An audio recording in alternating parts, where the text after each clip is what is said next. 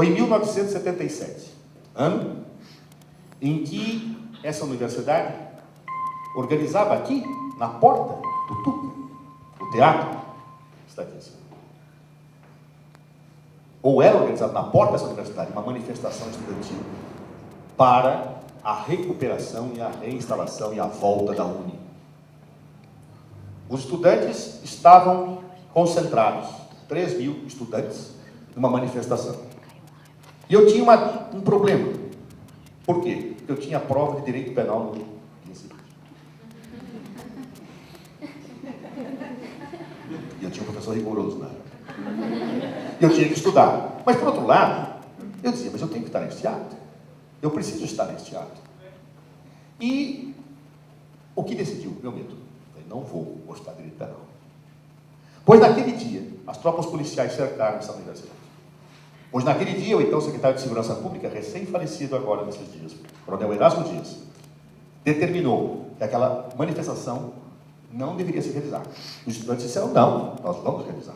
E ele disse, isto é proibido, é ilegal. Os estudantes disseram, não, nós vamos manifestar, porque é democrático. E naquele momento, Erasmo Dias determinou que a tropa de choque atacasse os estudantes. Os estudantes desceram a rampa da prainha, que vocês viram. 3.000 pessoas correndo, e a tropa de choque invadiu a universidade. Os que estavam assistindo aula apanharam. Professores foram agredidos. Estudantes grávidas foram colocadas no chão e arrastadas. A biblioteca foi literalmente quebrada e arrebentada. Os centros acadêmicos todos destruídos. Os livros da universidade apreendidos como subversivos. E no dia seguinte eu cheguei para a minha prova de direito penal. E quando eu vinha chegando à universidade, nós tínhamos aqui a tropa de choque cercando, um soldado. Eu falei, eu quero passar, ele disse, não pode passar. E eu falei, mas escuta, eu tenho prova. Ele falou, as aulas estão suspensas. Eu falei, mas quem decidiu? O reitor? Ele falou, não, nós. As aulas estão suspensas. Volte para casa, não fique parado. Eu não entendi o que estava acontecendo. Aí eu fui ver os jornais. Na capa do jornal, a foto de uma moça chorando, abraçada à mãe. Curiosamente, essa moça seria mais tempo mais tarde minha namorada. Abraçada, a mãe chorando. Vários estudantes presos.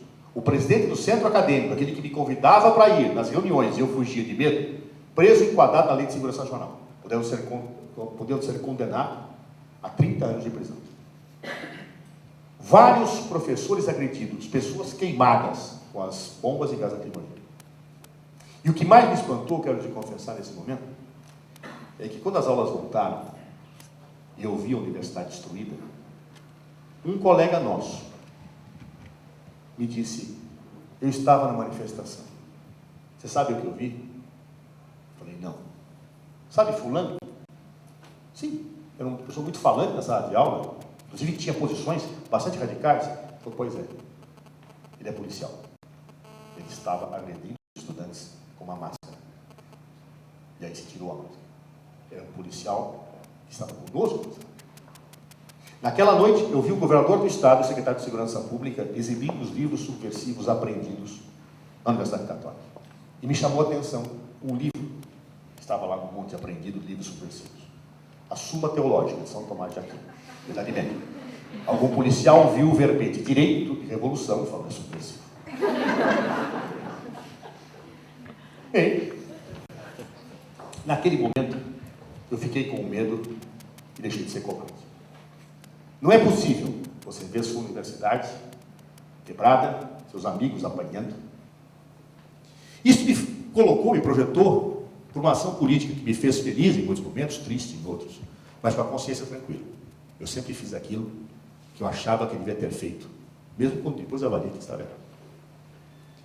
E hoje, vindo para o momento em que vocês estão na Universidade Católica de São Paulo, seguramente o que vocês sentem no peito não é o medo, mas é, na maior parte de vocês, política é coisa feia. Política, ai, chato, ou que saco. Isso é o que possivelmente vocês sentem. E eu vejo muitas vezes como professor, quando vou a universidades, e vai falar o professor José Eduardo Cardoso, professor de Direito, as pessoas me olham com um certo ar de admiração.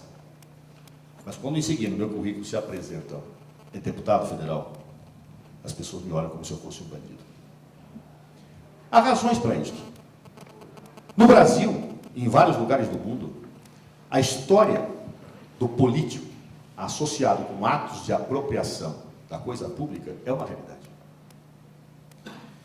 No entanto, é importante ter claro que o político, ele não dá em árvores. O político, ele é reflexo da sociedade que ele vive, para o bem e para o mal.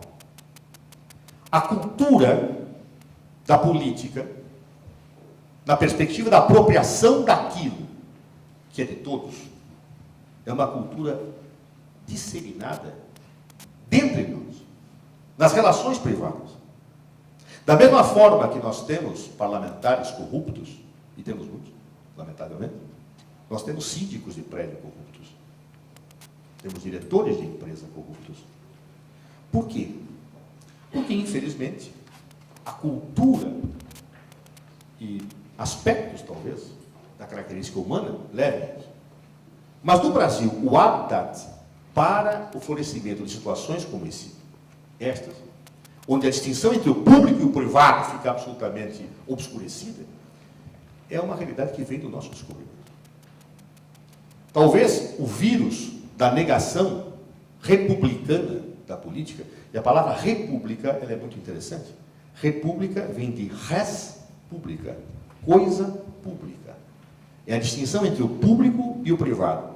Então, a visão republicana de mundo, que diferencia o público do privado, já foi negada por nós desde o momento em que o Brasil foi descoberto, se é que alguém descobriu alguma coisa. Porque já existiam moradores aqui quando os portugueses vieram. Mas, quando Pedro Álvares Cabral veio para o Brasil, já pelo Vaz de Caminha, na carta ao rei, pediu um emprego para um parente. E talvez tenha inaugurado a dimensão da negação da vida republicana, simbolicamente, com a sua própria carta inaugural. E desde então, a distinção entre o público e o privado, entre a política pública e a apropriação privada, passou a ser uma realidade entre nós brasileiros. A tal ponto que, muitas vezes, nós tendemos a generalizar e não dizer que a política, ou que alguns políticos agem como não devem, mas começamos a entender que a política é ruim, que a política é negativa. E aí o que fazemos? Nos afastamos dela. E ao nos afastarmos dela, o que acontece? Alguém a faz. Alguém exerce o poder. E política tem a ver com poder. É impossível uma sociedade sem poder, sem regulações, sem normas. E alguém vai exercer o poder e alguém vai exercer a política. E se eu não influencio nela, o resultado é que eu serei influenciado por ela sem ter condições de agir, sem ter condições de efetivamente me posicionar. O que me parece curioso, eu vou contar um exemplo para vocês, de como isso se expressa naquilo que é o senso comum. Nós nunca podemos confundir senso comum com opinião pública. Senso comum é a visão dominante mais rasteira, a visão sem crítica, a visão das pessoas que não refletem. Eu costumo contar este caso, e vou falar novamente dele, para que daí possa prosseguir um pouco mais na minha reflexão. Durante uma das minhas campanhas eleitorais, no momento em que eu tinha tido uma evidência muito grande na cidade, por combater atos de corrupção aqui, não vem ao caso relatar essas circunstâncias, mas eu estava fazendo uma campanha, o professor Dirceu, e distribuindo aquilo que os candidatos fazem, aqueles santinhos com o seu número, que as pessoas eles têm horror, eles têm, né? Você vai pegar um vírus, se pegar aqui, que por dia contamina. E uma senhora começou a olhar muito feio, parada, e eu distribuindo o panfleto. E essa senhora virou para mim e disse: conheço o senhor e não gosto do senhor. Eu falei: olha, respeito o seu ponto de vista,